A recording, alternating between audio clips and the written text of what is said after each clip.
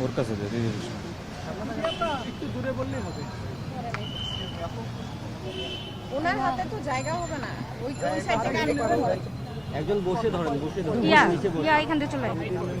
বস, এখান থেকে বসতে হবে। হ্যাঁ। যাবো যাবো।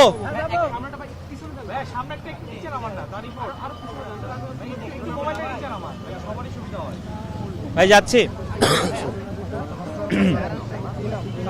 হাসান ইনাম, রসই দন্তনায়কার ম, ইনাম, ইমাম না ইনাম। ওকে, যাই শুরু করি। আসসালামু আলাইকুম। বৈষম্য বিরোধী ছাত্র আন্দোলন গত 8 জানুয়ারি জুলাই গণ অভ্যুত্থান বিষয়ক একটি বিশেষ সেল গঠন করে। সেই বিশেষ সেল তার রুটিন ওয়ার্ক করতে গিয়ে ঢাকা মেডিকেল কলেজে গণ অভ্যুত্থানে শহীদ হওয়া 6টি বেওয়ারিশ লাশ এখনও আছে বলে জানতে পারে। এই তথ্য জানার পর আজ বিশেষ সেলের একটি টিম শাহবাগ থানায় গমন করে এবং শাহবাগ থানার ওসি খালিদ মনসুর 6টি লাশ আছে এই তথ্য নিশ্চিত করে। এরপর এই লাশগুলো তিনি জানান যে লাশগুলো ঢাকা মেডিকেল কলেজের ফরেনসিক মর্গে আছে।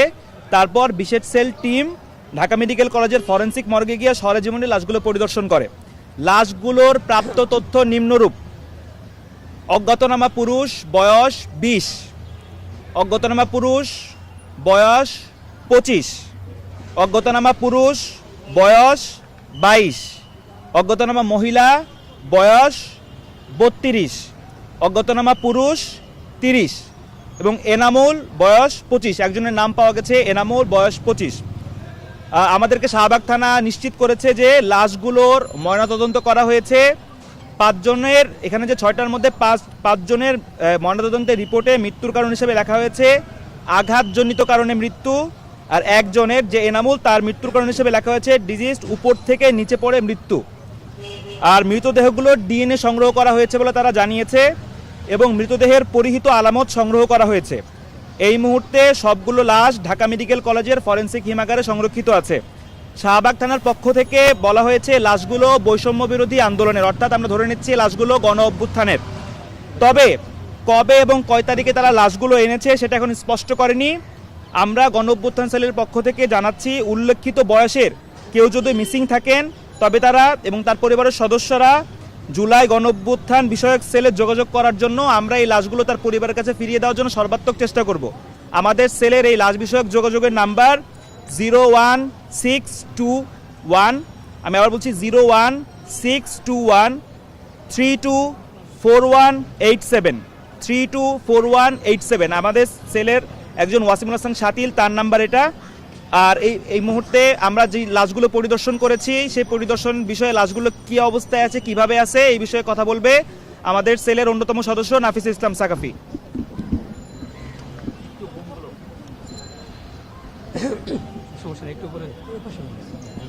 আচ্ছা, আমরা সকালে লাশগুলো হচ্ছে ফরেনসিক হিমাগারে দেখেছি। তো লাশগুলো দেখার পর আমাদের যেটা মনে হয়েছে, আমরা হচ্ছে দেখেছি যে মাথার খুলির এক পাশে কিছু অংশ নেই এবং শরীরের বিভিন্ন জায়গায় ক্ষতর স্থান।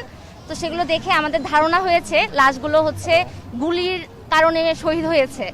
তো ময়নাতদন্তে যেটা লেখা আছে যে আঘাতজনিত কারণে মৃত্যু, আমরা চাই এটা সুস্থ ময়নাতদন্ত হোক এবং সুষ্ঠুভাবে কি কারণে মারা গেছে সেটা নিশ্চিত করবে আমাদেরকে ঢাকা মেডিকেল। আর আমরা হচ্ছে ময়নাতদন্ত রেজিস্টার যেটা আছে সেখানে গিয়েছি, কত তারিখে আনা হয়েছে, কবে আনা হয়েছে, কোথা থেকে আনা হয়েছে, এ ধরনের যে তথ্যগুলো আমাদের প্রয়োজন ছিল সেগুলোর জন্য যোগাযোগ করি এবং তারা আমাদেরকে তথ্যগুলো দেওয়ার জন্য কোনো আগ্রহ প্রকাশ করেনি ঢাকা মেডিকেল। আর ঢাকা মেডিকেলের ডিরেক্টরের সাথে আমরা যোগাযোগ করার চেষ্টা করেছি কিন্তু আজকে পাইনি। আর আমরা যেটা বলছি যে এই গণ অভ্যুত্থানে জুলাই এবং আগস্টে যারা শহীদ হয়েছে, আমাদের যারা মিসিং আছে তারা আমাদের সাথে দ্রুত যোগাযোগ করবে এবং আমরা গণ অভ্যুত্থান যে জুলাই যে নতুন বিশেষ সেল হয়েছে সেখান থেকে আমরা সর্বাত্মক চেষ্টা করব যাতে যাদের পরিবার এখনো তাদের আত্মীয়কে, তাদের স্বজনকে এখনো খুঁজে পায়নি, আমাদের চেষ্টা থাকবে তাদের কাছে তাদের স্বজনকে ফিরিয়ে দেয়া, তাদের এই 6টি লাশ আমরা তাদের কাছে ফিরিয়ে দেওয়া পর্যন্ত গণ অভ্যুত্থান সেল বিশেষভাবে এই ক্ষেত্রে কাজ করবে।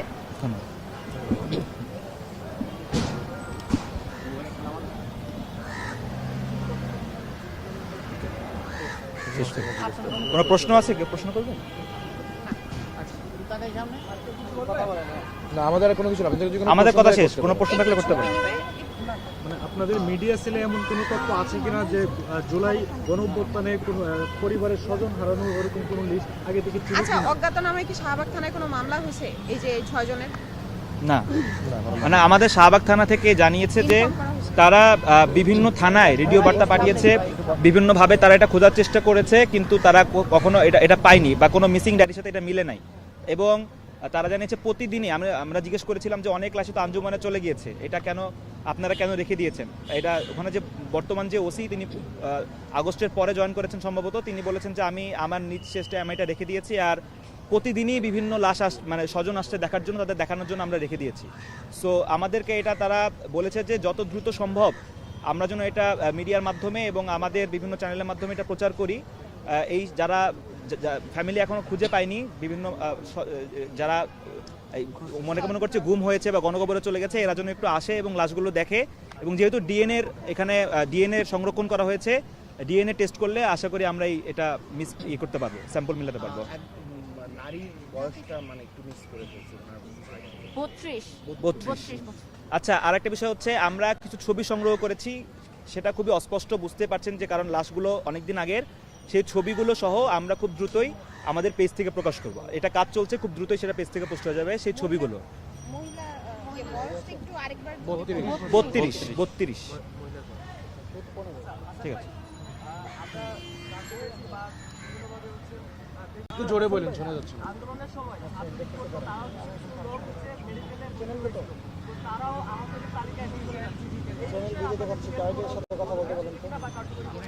আমাদের সেলের এই কাজটাই হবে আহতদের তালিকা, শহীদ তালিকা পূর্ণাঙ্গ করা এবং তালিকার মধ্যে যে বিভিন্ন যারা মানবাধিকার বিরোধী অপরাধী, যারা জুলাই গণহত্যায় আমাদের উপর আঘাত করেছিল, এরকম কেউ যদি চলে আসে আমরা এটা এখান থেকে বের করার জন্য সুপারিশ করব। এবং যারা তালিকার মধ্যে তাদের স্থান দিল, এদেরকে বিচারের আওতার জন্য এবং পুনঃতদন্ত করার জন্য আমরা কাজ করব। আমাদের সেলের কাজই হচ্ছে এগুলো।